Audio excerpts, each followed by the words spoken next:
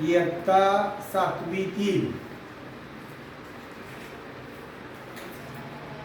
1.4 मधील plural form हा घटक पाहणार आहोत। यामध्ये पहिला नियम आपल्या वर्गातील विद्यार्थिनी सोहा सांगेल। ए सोहा।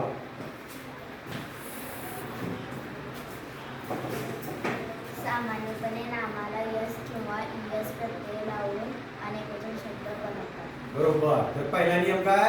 सामान्यपणे नामाला यस किंवा इयस प्रत्यय लावून अनेक वचन बनवतात। उदाहरणार्थ बघा, बुक, तर त्याला काय प्रत्यय लागतो? यस, म्हणजे काय होतं? बुक्स। दुसरा आहे बस, त्या बसला इयस प्रत्यय लागतो आणि त्याचे अनेक वचन होते। यानंतरचा दुसरा नियम आपल्या वर्गातील विद्यार्थी विनायक चेंडे सांगेल। या सामान्य नामाचे शेवटचे अक्षर यस, एच, ओ, एक्स, ch असेल तर ईएसला प्रत्यय लावून अनेक वचन बनवतात। बरोबर, छान। बघा, ज्या सामान्य नामाचे शेवटचे अक्षर यस, ch, ओ आणि एक्स असेल तर ईएस प्रत्यय लावून अनेक वचन बनवतात। उदाहरणार्थ बुश, त्याचं ईएस प्रत्यय लावून बुशेस असं अनेक वचन होत आहे। बेंच, या बेंचचं शेवटचं अक्षर आहे ch, म्हणून ईएस प्रत्यय लावून अनेक वचन बनवतात।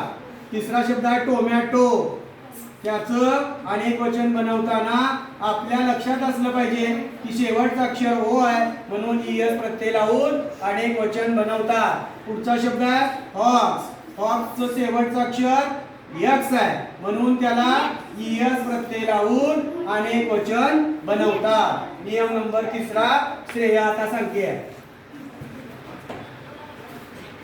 ज्या सामान्य नामाचे शेवटचे अक्षर एफ किंवा एफ असेल तर एफ किंवा एफ काढून टाकून बीएस प्रत्यय लावून शब्द बनवतात। बरोबर, छान। बघा, ज्या सामान्य नामाचे शेवटचे अक्षर एफ किंवा एफ असेल तर एफ किंवा एफ काढून टाकायचा आहे आणि बीईएस प्रत्यय जोडून त्याचे अनेक वचन करायचं आहे। दुसरा शब्द बघा, वाईफ, वाईफचं शेवटचं अक्षर एफ आहे, एफ काढायचं आणि त्याला काय करायचा? बीईएस असा प्रत्यय जोडून अनेक वचन बनवतात। Sit down.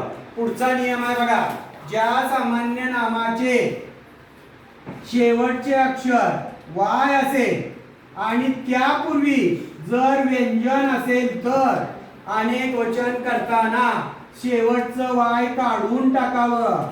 बघा, शेवटचं वाय काय करायचं आहे?